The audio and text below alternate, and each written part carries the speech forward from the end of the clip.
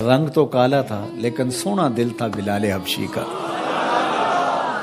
ابو لہب کا چہرہ تو چمکتا تھا، اسی لیے اس کو ابو لہب کہا گیا، انگارے کی طرح چمکتا ہوا چہرہ، لیکن اس کا دل کالا تھا۔ تو وہاں چہرے نہیں دیکھے جاتے، وہاں دل دیکھے جاتے۔ الا من اتى اللہ بقلب سلیم، وہاں دیکھا جاتا ہے قلب سلیم کے ساتھ کون آیا۔ دل کی ستھرائی، دل کی عفت، دل کی پاکیزگی۔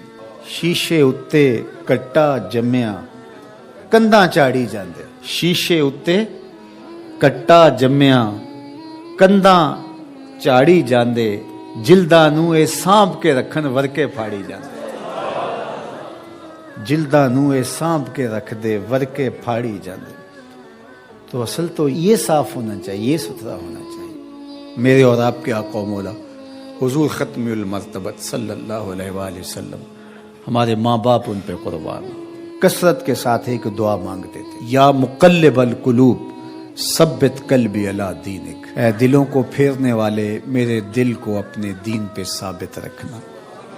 ام المومنین رضی اللہ تعالیٰ عنہا فرماتی ہیں کہ میں نے حضور علیہ السلام سے پوچھا کہ حضور اسلام لانے کے بعد بھی اس کی ضرورت ہے کہ یہ اللہ کی بارگاہ میں عرض کرے؟ تو آقا کریم نے ارشاد فرمایا کہ دل رحمان کی 2 انگلیوں کے درمیان ہے، وہ جس طرف چاہے پلٹ دے، بے نیاز ہے۔ تو اس لیے ہر وقت اس سے مانگنا چاہیے، اللہ میرا دل سلامت رہے، دین پر قائم رہے۔ ورنہ ہم دیکھتے ہیں کتنے لوگ ہیں بظاہر اچھے ہوتے ہیں لیکن انجام بخیر نہیں ہوتا۔ انما الاعمال بالخواتیم، اعمال کا دار و مدار حسن خاتمہ پہ ہے۔ خاتمہ کیسا ہوتا ہے؟ حضرت سہل بن سعد الساعدی رضی اللہ تعالیٰ عنہ فرماتے ہیں کہ ایک غزوہ میں ایک مالدار شخص بڑی بے جگری سے لڑ رہا تھا، اس جرت سے لڑ رہا تھا کہ ہمارے دل میں آیا کہ کیا بات ہے۔ آقا کریم علیہ السلام نے دیکھا تو فرمایا جس نے اہل جہنم میں سے کسی کو دیکھنا ہوتے سے دیکھے۔ بڑی حیرت ہوئی۔ ایک صحابی کہتے ہیں میں اس کے پیچھے ہو گیا کہ حضور علیہ السلام نے جو فرمایا ہے کوئی وجہ ہوگی تو میں دیکھوں ماجرا کیا ہے۔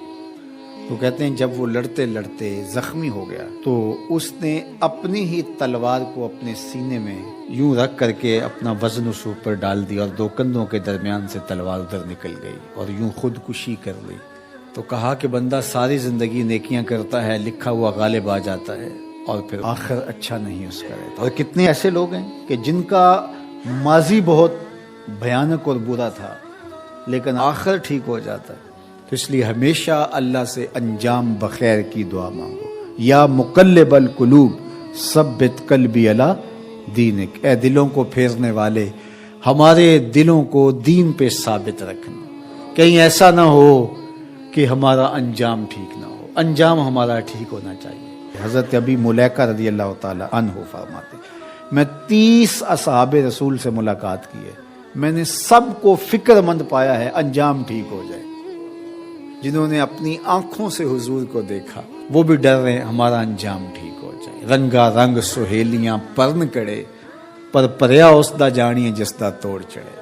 ہمیں ایک اور دعا ترغیب دی گئی قرآن مجید میں اہل ایمان کو، اور وہ کیا؟ ربنا لا تزغ قلوبنا بعد اذ ہدیتنا وہب لنا من لدنک رحمہ انک انت الوہاب۔ اے اللہ ہمارے دلوں کو سیدھا کر دینے کے بعد دوبارہ ٹیڑھا نہ کرنا۔ یہ دل سیدھے ہیں تو سیدھے ہی رہیں، یہ کبھی دوبارہ ٹیڑھے نہ ہوں۔ یہ نرم ہیں تو نرم ہی رہیں، کہیں پتھر نہ ہو جائیں۔ ایمان کے نور سے جگمگا رہے ہیں اللہ، یہ جگمگاتے ہی رہیں، کہیں دوبارہ ان میں ظلمتیں نہ آ جائیں۔ لا تزغ قلوبنا بعد اذ ہدیتنا، ہمارے دلوں کو سیدھا کر دینے کے بعد دوبارہ ٹیڑھا نہ کر دینا۔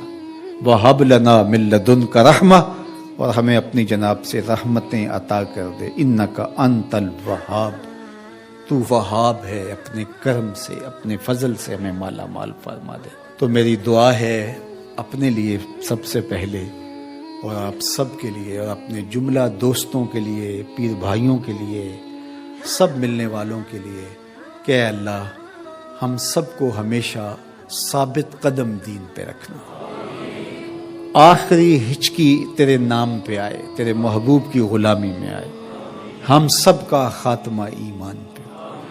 ایک ایک کر کے دوست ہم سے جدا ہو رہے ہیں، ہم بھی اس دنیا پہ مستقل رہنے والے نہیں، کوچ کر جانے والے ہیں۔